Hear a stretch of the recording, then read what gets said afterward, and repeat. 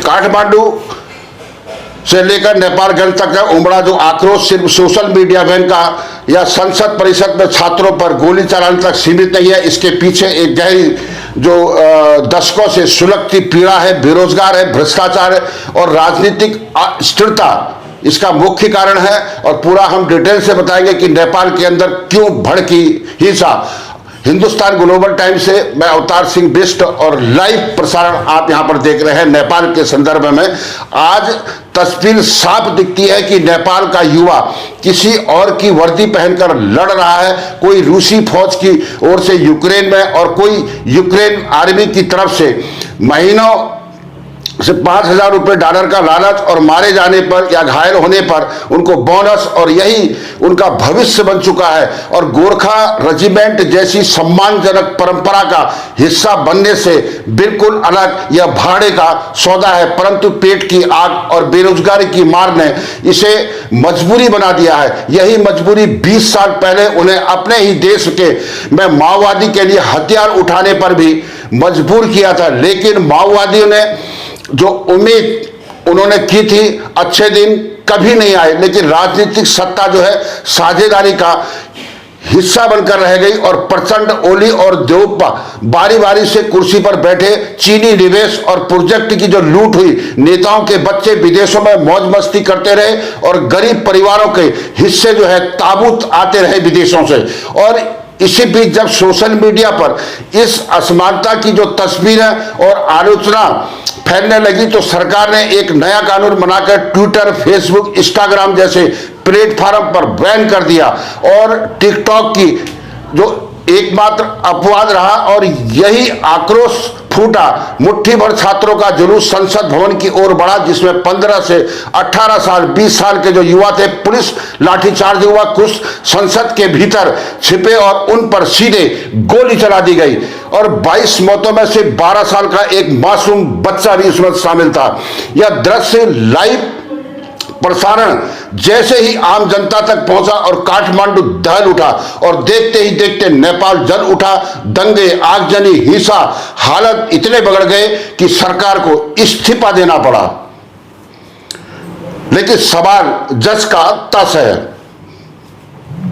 क्या नेपाल के नेताओं को सिर्फ सत्ता बांटने और विदेशी ठेकेदारों के साथ खेल खेलने की फुर्सत है?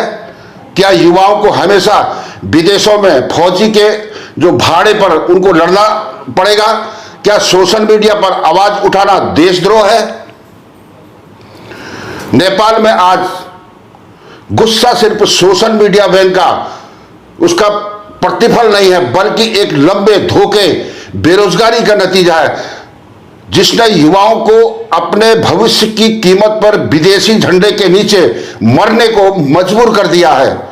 और तस्वीरें भले ही नेपाल के बेटों की हैं, पर सवाल पूरी दक्षिण एशिया की राजनीति पर भी खड़ा उठ चुका है। जब जनता की आवाज दबाई जाती है तब सड़कों पर सिर्फ गुस्सा और खून बहता है। नेपाल के बच्चों पर गोलियां एक राष्ट्रीय शर्म है। नेपाल की सड़कों का हालत दिनों दिन वहां खून बह रहा है। यह सिर्फ राजनीतिक की नाकामी नहीं, बल्कि इंसानियत पर जो है गहरी चोट है। संसद की ओर बढ़ते हुए जिन बच्चों पर गोलियां चलाई गई थी, वे न तो अपराधी थे और न ही देशद्रोही थे। वे तो सिर्फ अपनी आवाज उठाना चाहते थे। बेरोजगारी, भ्रष्टाचार, अभिव्यक्ति पर लगे पहरे के खिलाफ आवाज उठाना चाहते थे। 15, 18 और 20 साल के उम्र के जीवन उम्मीदों से भरा हुआ था। लेकिन काठमांडू की सड़कों पर यही उन पर गोलियों की बौछार से ढेर कर दिया गया और भीड़ में से एक 12 साल का मासूम बच्चा को पुलिस ने गोलियों का शिकार बना दिया। यह दृश्य एक संवेदनशील, दिल को दहला देने वाला था। और संसद भवन के गलियारों में शरण लेने वाले बच्चों पर सीधा निशाना लगाया गया और लोकतंत्र का सबसे बड़ा कलंक साबित हुआ। उन बच्चों के हाथ में बंदूक नहीं थी, बल्कि तख्तियां उठाई हुई थी। उन्होंने उनके जो नारे थे और उसमें जो वो सुनवाई की मांग कर रहे थे, सत्ता के अहंकार ने उन्हें बब्बर हिंसा की तरह उनको कुचल दिया। आज नेपाल के हर घर में मातम बरसा हुआ है। जिन माता पिता ने अपने बच्चों की पढ़ाई लिखाई के लिए स्कूल भेजा था, वे अपने उनके शवों को गले लगाकर रो रहे हैं। यह दर्द सिर्फ नेपाल का नहीं, पूरी मानव जाति का दर्द है।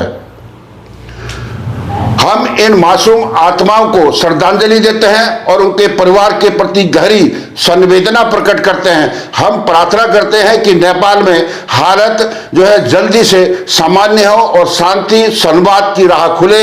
हिंसा से किसी का भी भला नहीं होता, पर संवेदनशील राजनीतिक और जवाबदेही नेतृत्व के घाव जरूर भर जा सकते हैं और नेपाल को अब जो है गलियां नहीं, संवेदनशील और समाधान की उनको जरूरत है। और हिंदुस्तान ग्लोबल टाइम से मैं अवतार सिंह, बेस्ट।